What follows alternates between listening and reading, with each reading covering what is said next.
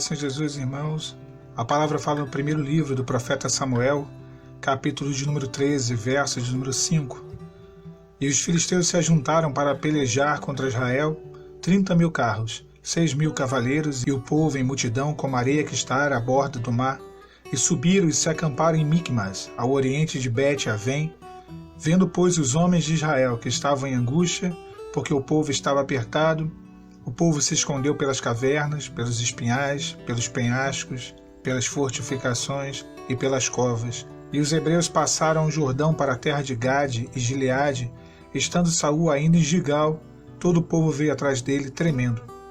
E esperou 7 dias, até ao tempo que Samuel determinara.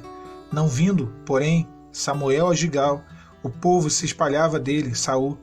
Então disse Saul: Trazei-me aqui um holocausto e ofertas pacíficas, e ofereceu o holocausto. E sucedeu que, acabando ele de oferecer o holocausto, eis que Samuel chegou, e Saul saiu-lhe ao encontro para o saudar. Então disse Samuel: O que fizeste? E disse Saul: Porquanto via que o povo se espalhava de mim, e tu não vinhas nos dias aprazados, e os filisteus já se tinham ajuntado em Micmas. Então eu disse: Agora descerão os filisteus sobre mim a Gilgal? E ainda à face do Senhor não orei, e forcei-me e ofereci o holocausto. Então disse Samuel a Saul: Agiste neciamente e não guardaste o mandamento que o Senhor teu Deus te ordenou. Porque agora o Senhor teria confirmado o teu reino sobre Israel para sempre.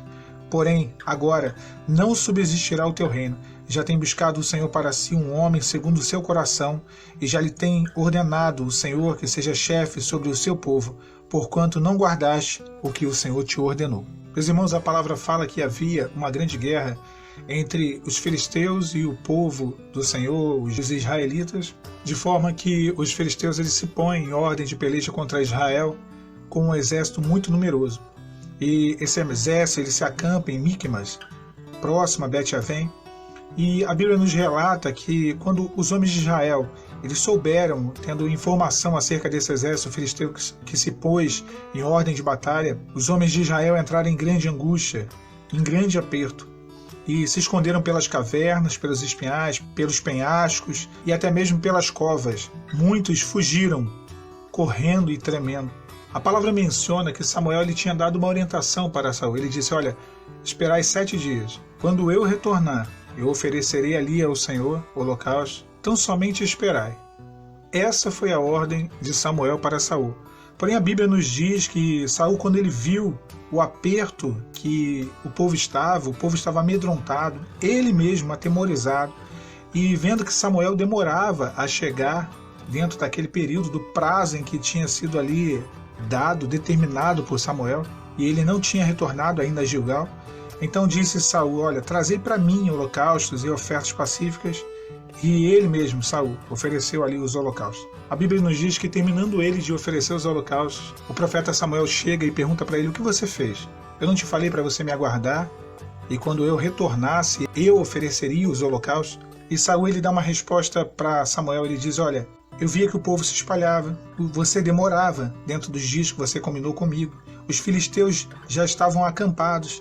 Ele cria uma série de desculpas. Ele diz: Com isso eu me forcei, ou seja, mesmo contrariando a mim mesmo, e ofereci holocausto. Samuel responde e fala para ele: Olha, hoje seria confirmado o teu reino, mas por conta da tua desobediência, hoje o teu reino está sendo rasgado e tirado de ti, e será dado a outro, que fará toda a vontade do Senhor. Meus irmãos, o que esse texto traz para nós dentro do nosso contexto, dentro da situação de restauração de família, de restauração de casamento? A palavra fala que Saul, em aperto, ele oferece holocausto e ele não aguarda o retorno do profeta Samuel. E assim ele transgride contra o Senhor, porque ele era rei, mas ele não tinha a função de oferecer sacrifícios e holocaustos. Samuel era o sacerdote. E é interessante notarmos o início do texto. No versículo 15 do capítulo 13, a Bíblia diz que os filisteus eles se ajuntam contra Israel com um numeroso exército. E vendo o povo de Israel, aquele grande exército, se angustia e se encontra em aperto. E muitos fogem, outros se escondem em cavernas, outros se escondem em covas, em penhascos, em espinhais. Nós podemos ver aqui algo que acontece muito também no deserto da restauração, da busca pela restauração do casamento. Quando a batalha se aperta, quando o inimigo ele se apresenta e o deserto ele vem com todo o ardor, no período de maior adversidade do deserto, de maior angústia, onde o sofrimento e ali o sol do deserto esteja talvez mais causticante, meus irmãos, nós observamos quantos fogem. Quantos tentam fugir da situação, fugir das circunstâncias, se esconder? Muitos fogem para cavernas, se retraem dentro das suas depressões, se retraem dentro dos seus quartos, ali se trancam e se retraem para o mundo. Não conseguem orar, não conseguem mais jejuar, não conseguem buscar a presença de Deus. Outros se escondem em espinhais, lugares ou situações onde correm para essas situações que, na verdade, nada fazem além de ferir mais ainda a vida do irmão e a vida da irmã, porque é isso que um espinhal ele faz.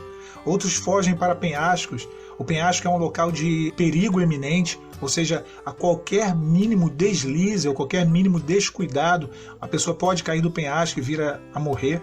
E muitos fogem para situações onde ficam à beira do pecado, à beira da destruição, à beira da morte espiritual. Outros fogem para fortificações, buscam auxílio na razão, buscam auxílio no conhecimento humano, buscam um auxílio na segurança humana, porque as fortificações que dão uma sensação de segurança, uma sensação de tranquilidade, e outros fogem, se escondem por covas, ou seja, junta coisas mortas, ambientes para próximo de pessoas ao qual a vida, que é o próprio Senhor, não está nelas, não está nesses lugares. A Bíblia também fala que muitos dos hebreus, dos judeus, eles passaram o Jordão e atravessaram para a terra de Gade e Gileade, fugindo até mesmo do território, saindo dos limites de Israel.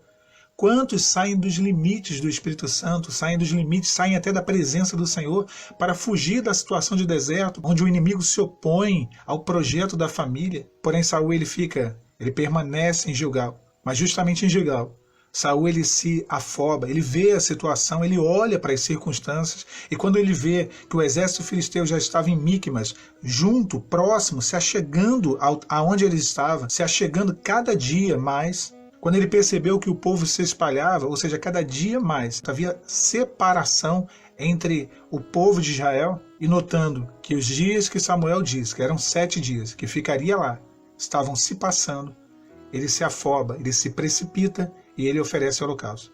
Irmãos, Deus ele tem um tempo para nos abençoar. Deus ele tem um tempo para cumprir em nós a sua promessa. A promessa de Deus é fiel e verdadeira, mas muitas das vezes nós não queremos esperar o tempo de Deus. E no processo da restauração, a espera ela é tão necessária quanto a busca.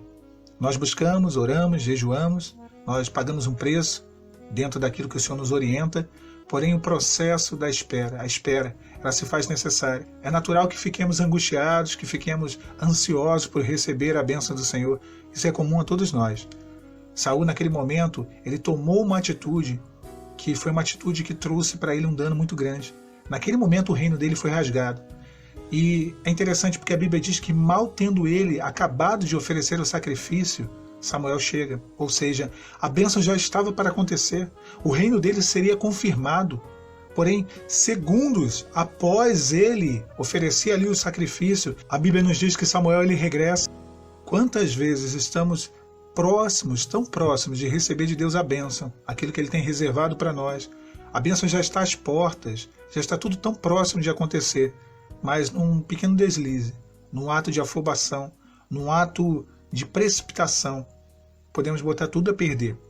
A palavra diz que ele vira para Samuel e ele fala assim, olha, forcei-me e ofereci o holocausto. Ou seja, eu sabia que era errado, eu sabia que eu não deveria fazer, mas eu fiz. Meus irmãos, Deus tem nos dado orientações, cabe a nós obedecê-las. O grande problema ali de Saul foi a desobediência e a impaciência. Ele não soube esperar o tempo. E se ele tivesse talvez esperado alguns segundos, porque isso a palavra fala, que tendo ele acabado de oferecer, Samuel chega. Alguns segundos, a bênção seria completa. O livramento dos filisteus, a bênção do seu reino sendo confirmado e estabelecido. Porém, Saul não soube esperar e Saul não soube obedecer. Que não sejamos como Saul, que trocou, que perdeu a sua bênção, que preferiu olhar para tudo aquilo que acontecia, tudo aquilo que estava ocorrendo ao seu redor, do que olhar com o olhar da fé. nós vemos que o olhar da fé ele traz uma outra expectativa, ele traz uma outra perspectiva sobre os fatos, sobre as situações. No capítulo de número 14, nesse mesmo livro, primeiro livro de Samuel, no capítulo de número 14, um pouquinho mais à frente, a palavra fala que a batalha que Saul pelejaria, o filho dele, Jonatas, ele peleja e ele vence os filisteus. Mas é interessante o verso 6 do capítulo 14. O verso ele diz assim: Disse, pois, Jonatas ao moço que levava as suas armas: Vem, passemos a guarnição desses incircuncisos filisteus. Porventura, operará o Senhor por nós? Porque para com o Senhor nenhum impedimento há de livrar com muitos ou com poucos. Jonatas entendeu que para Deus não havia nenhum impedimento. E é interessante o que ele fala, olha, porque para o Senhor nenhum impedimento há de livrar com muitos ou com poucos. Deus ele não precisa de situações favoráveis, Deus não precisa de circunstâncias que favoreçam.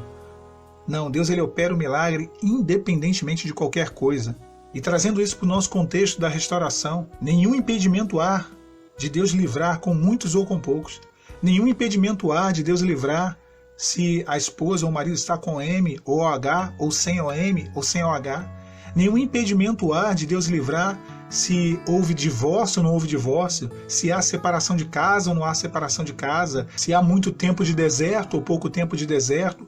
Nenhum impedimento há para Deus de livrar, quer seja com muitos ou quer seja com poucos. Deus opera o milagre, porque para Deus nada é impossível. Deus é todo poderoso.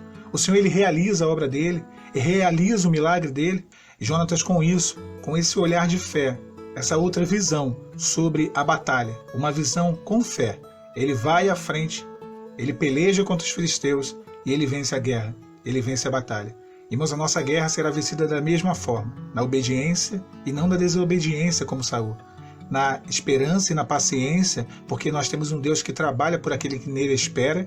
E, sobretudo, a nossa batalha será vencida pela fé, com o olhar da fé, quando nós cremos que o nosso Deus ele é poderoso para livrar, com muito ou com pouco. Fiquem os irmãos e as irmãs com a paz do Senhor Jesus.